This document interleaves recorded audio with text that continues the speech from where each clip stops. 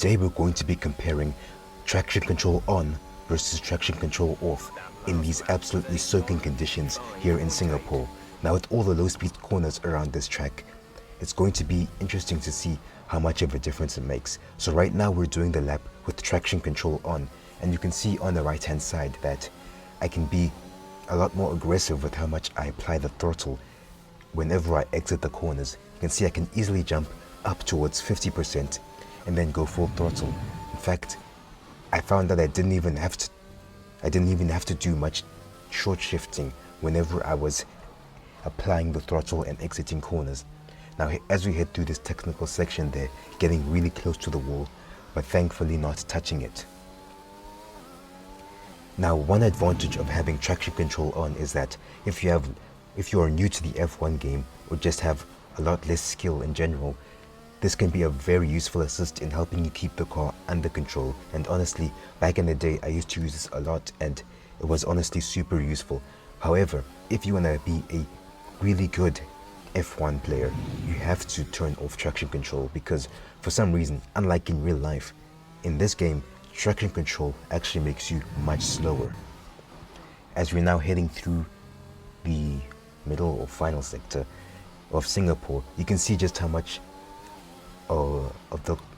I am in control of the car throughout these corners and how I almost never spin out. However, I found it pretty interesting that the car would still spin if you were very aggressive with the accelerator.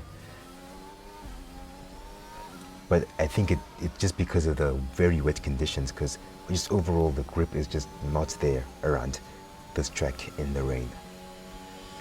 So we finished with a 157.19, and that's the time to beat with traction control off. As you can see, they're almost getting a little loose as we exit the final corner. Now into turn 1, slamming on the brakes and trail braking in, but you can see how much less accelerator I can use through this first sector there, almost never going above 50% of the accelerator. And also, one of the things that you have to learn when driving without traction control is that you have to short shift. Short shifting is basically when you shift up into the next gear in advance, like without even the car getting to the high RPMs. But you can see us there setting a purple first sector.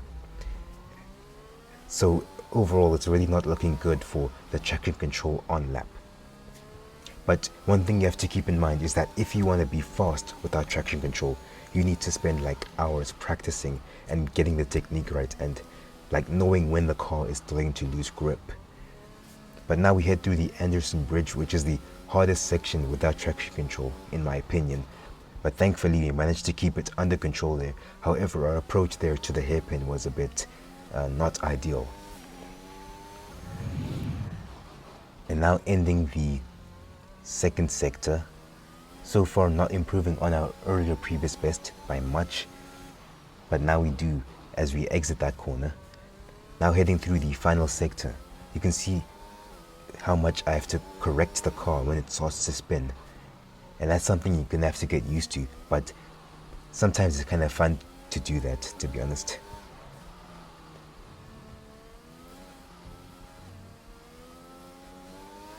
But now heading over onto the final corner, braking and being very careful with the accelerator because it's very easy to spin the car there.